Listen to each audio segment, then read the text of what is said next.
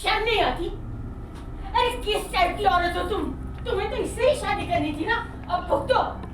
पता नहीं शादी के पहले किस किस से यारी की होगी जिसका ये नतीजा है। आपने मेरे ऊपर उस मन्नत को चुना, मतलब सीरियसली अपनी जायज बेटी के ऊपर आप नाजायज बेटी को चुनोगी तो यही होगा। I am sorry. Mallika please get out of this room. Seriously आप मुझे बाहर जाने के लिए बोल रहे हैं? वेक अप डैड, आपकी वाइफ की एक और बेटी है जो आपका खून नहीं किसी और का खून है। अब इनके बजाय मुझ पे चला रहे। सीरियसली अल्लाह बिल्कुल चुप। सीरियल मन्नत हर खुशी पाने की में आया है एक ऐसा ट्विस्ट जिसने पूरे घर को हिलाकर रख दिया है। जहां एक तरफ ऐश्वर्या की तबीयत काफी बिगड़ चुकी है, वहीं मलिका को अब भी ऐश्वर्या की नीयत पर शक है। आप उन पे चिल्लाने की बजाय मुझ पे चिल्ला रहे हैं। अल्लाह चुप, बिल्कुल चुप। और अगर अपनी माँ से इस टोन में फिर से बात की तो मुझसे बुरा कोई नहीं होगा। क्या माला जानती है कि ऐश्वर्या पहले भी कई गलत कामों में शामिल रही है और उसे भरोसा नहीं हो रहा। शर्म नहीं आती? अरे किस टाइप की औरत हो तुम? तुम्हें तो इससे ही शादी करनी थी ना, अब भुगतो। पता नहीं शादी के पहले किस किस से यारी की होगी जिसका ये नतीजा है। इसी बीच गगन एक पुल की तरह काम करता है।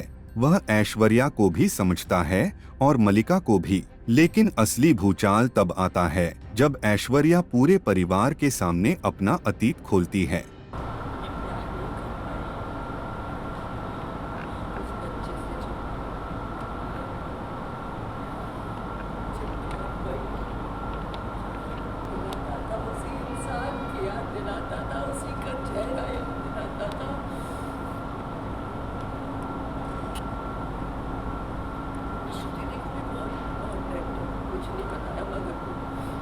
बार पूछती थी तो मैंने झूठ कह दिया उससे कि कोई बॉयफ्रेंड था जो छोड़कर चला गया।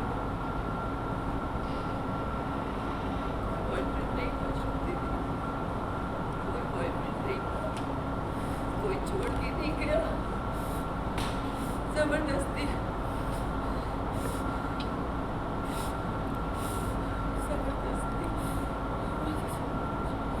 ऐश्वर्या रोते हुए कहती है कि वो अब तक मन्नत की मां होने की सच्चाई इसलिए छिपाती रही क्योंकि अनिरुद्ध ने उसके साथ जबरदस्ती रिश्ता बनाया था। ये बात सुनकर पूरे घर में सन्नाटा छा जाता है। घर के सभी लोग भावुक हो जाते हैं।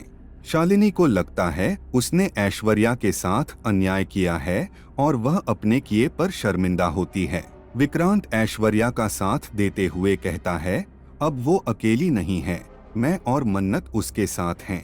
मन्नत भी अपनी माँ के लिए बोलती है औरतों के साथ हमेशा क्यों होते हैं ऐसे हादसे, क्यों उन्हें ही शर्मिंदा होना पड़ता है। एक आदमी एक औरत से रिश्ता बनाता है तो फिर सवाल सिर्फ औरत पे क्यों उठता है?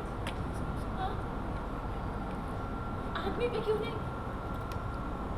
और ये सोसाइटी औरत को ही जज करती है।